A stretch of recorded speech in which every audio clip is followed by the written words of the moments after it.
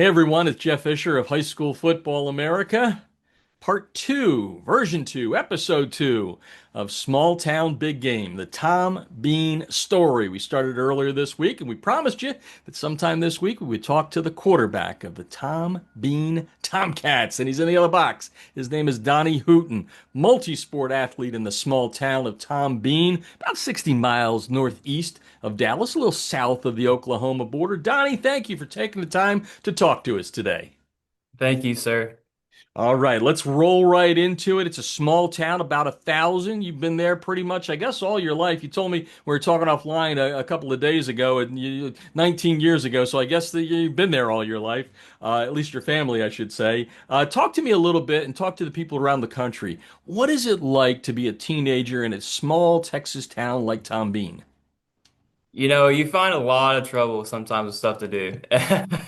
I mean, there's a lot of times you'll just be sitting in somebody's house, sitting on the couch, just like, well, y'all want to go work out? That's what a lot like that's the truth is. That's what a lot of it is. We'll be sitting up here a lot of nights and we're just bored, like, y'all want to go to the indoor, y'all want to go throw, and that's what we end up doing. I mean, there's not too much to do. Well, but you're doing it well. Coach Acosta, who was on a couple of days ago, talked about his enthusiasm for the quarterback he has going into 2025.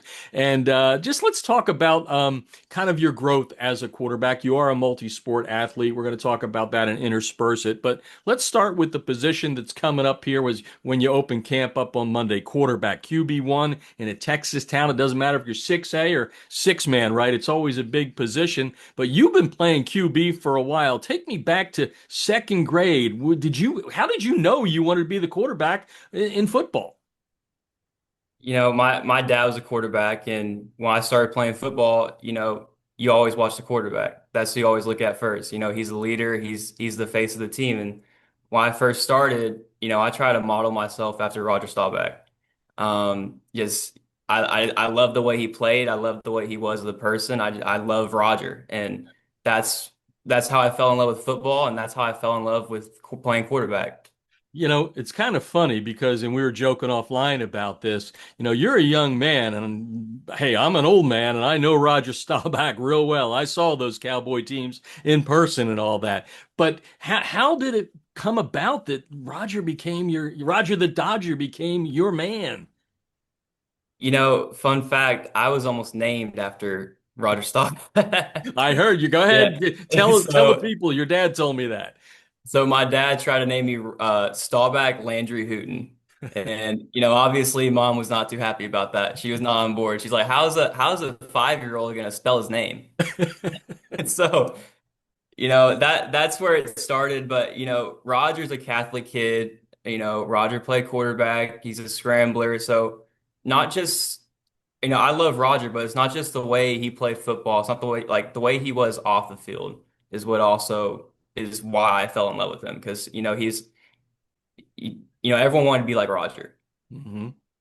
Well, I'm thinking about that name, and Mom probably did make the right call on that. But it's not bad enough that you got Roger at the first part of Staubach Landry, but you got the legendary Tom Land. I don't know if that would have been a name to live up to, quite honestly. But yeah, far be it from me. But I love that story. All right, let's talk about your evolution in the sport as a quarterback and all that. I've seen, and we're going to play some tape here of highlights of you as a youngster. You kind of look like you were born to play this position. Where would you say your biggest growth came in there? I know Dad helped out a lot, and I know Coach Acosta is going to help you out a lot this year. But where do you feel you've evolved the most, and where do you still have to work on things? I think, man, it's a tough question. Yeah. It all starts ground up when it comes to football. So, when you start out small, your footwork and everything's always going to be off. So you're constantly, because I was always a taller and bigger kid, I always hit a lot of growth spurts. So Mhm. every time you hit a growth spurt, you might be a little awkward, whatever it is. So you're always growing into your body.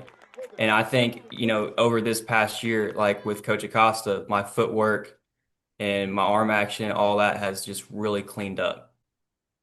Good. Well, we look forward to watching you grow this year and what you do under Coach Acosta. We know what he did along the way at the college level and the high school level. Let's talk a little bit about multi-sport. All-state baseball player, not bad. Golfer, very good golfer, I hear. I know they're trying to get you out for the basketball team. I guess this goes back to getting you have trouble finding something to do, so you found sports and all that. Tell me a little bit about the love of baseball. Can you balance baseball and football and claim one over the other, or is it kind of 50-50, or it just depends on the season?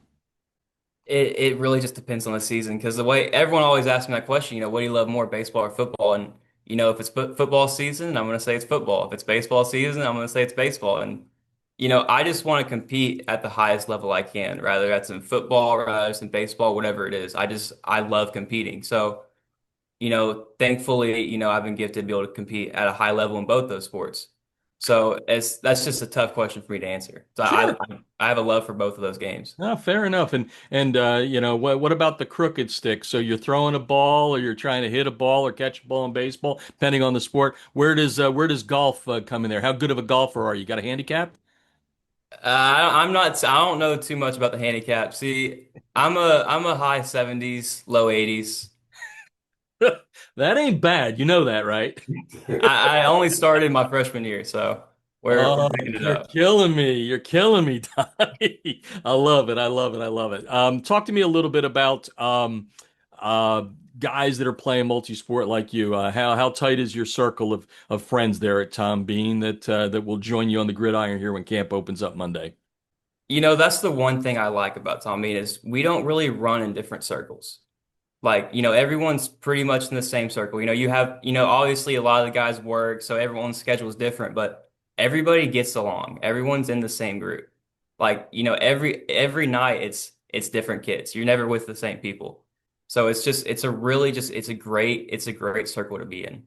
And Coach Acosta told me one thing when we were talking the other day, and he said it a couple of times. He said, what's impressed him about you is how you care about people. He said the talent speaks for itself, but how you care about people. And this question goes directly toward like the younger generation. I understand you got a lot of young kids around town that look up to you and all that. How do you approach that aspect of, I don't know if it's giving back at this point, but we'll use that word, giving back to the youngsters, the guys that are looking up to you, trying to follow in Donnie Hooten's footsteps.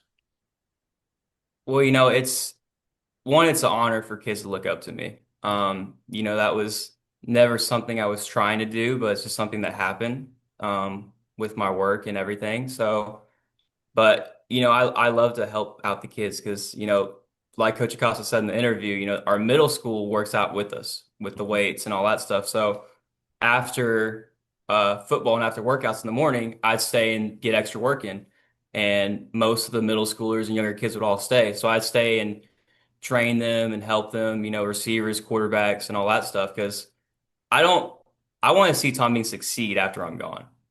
Like I want to see Tom Bean like when I come back in 20 years with my kids or whatever. I want to see Tom Bean like I want to see Tom Bean blow up. I want to see Tom Bean be the town.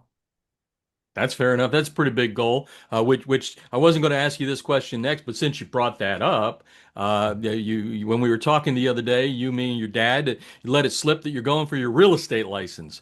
I hear that a lot in people that are out of high school, not so much in high schools. So I guess in addition to wanting the town to succeed, you want to sell the heck out of it. What are you doing wanting your real estate license as a teenager? Well, my dad did real estate for a long time, and I'm really close with one of our family friends, Tim Brown, Mr. Brown, and that's what he does for a living. And it's always been something I've been interested in because I hang out with a lot of older people, so they're all in real estate, and it's always talk, and I've always been interested in it, and I knew I was gonna be turning 18, so for Christmas I was like, guys, get my real estate, like buy me the course because that was I didn't that's all I wanted. I didn't want anything, and I was like, they're like, that's a lot of work, that's a lot of hours. I'm like, I get all my work done early, so it's just when I have extra time, I'll finish it up. That's So amazing. that's Well, you're hanging out with another old person here, so add me to the list of the old people you hang out with. Well, it is a lot of coursework to get that real estate license, which now melds into you're a good good student. You're the true student athlete. I'm not sure if I have this right, but I think Bobby said your GPA is around 4.5. You're taking some honors classes and all that. How do you balance all of this?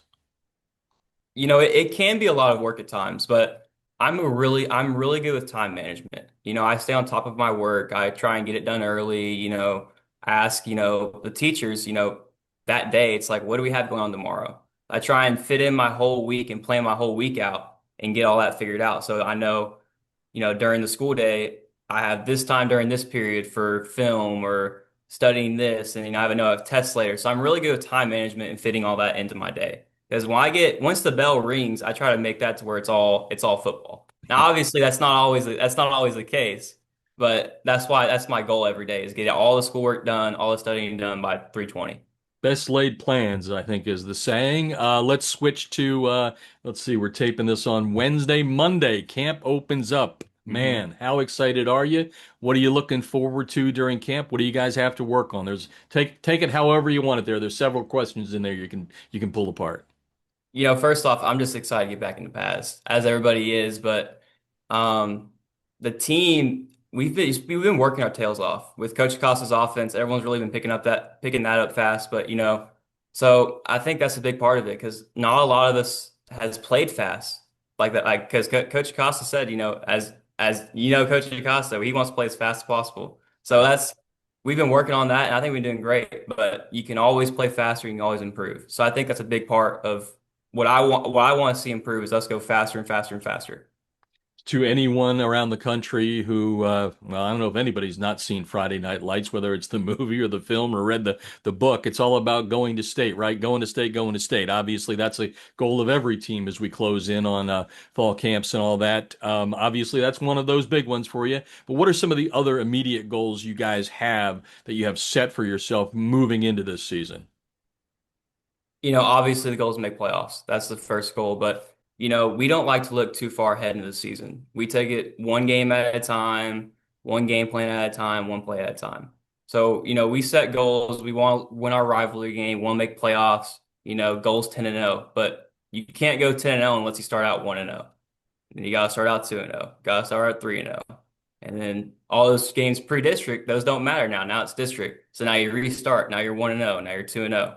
So we have goals, but we want to start 1 and 0. That's the first goal of the season, start out 1 and 0. Well, you've got the player speak down pat. That's and your coaches that watch this will be happy that you said that you're not looking too far ahead. Hey, we're going to wrap things up here with I don't think it's a crazy question, but I'll ask you. I mean, you're sitting there in the town looking for something to do, as you say. You and your friends are always looking for something to do, and all of a sudden, Coach Costa comes up to you and says, "Hey, we have this idea for the 2025 season. It's going to be like a look on high school football America at the small town of Tom Bean in the football program." What did you think when you heard that?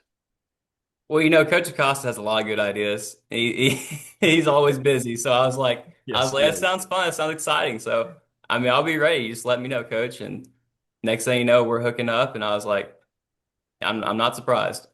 And here we are doing an interview. You did a great job, by the way. I know you probably had a few nerves, but you probably handled it just like a third and long late in the game, right? You handled it like a pro, and we appreciate the time you took today. We look forward to highlighting you, your teammates, your fans, your family throughout the season. We wish you nothing but success, and thank you for joining me today.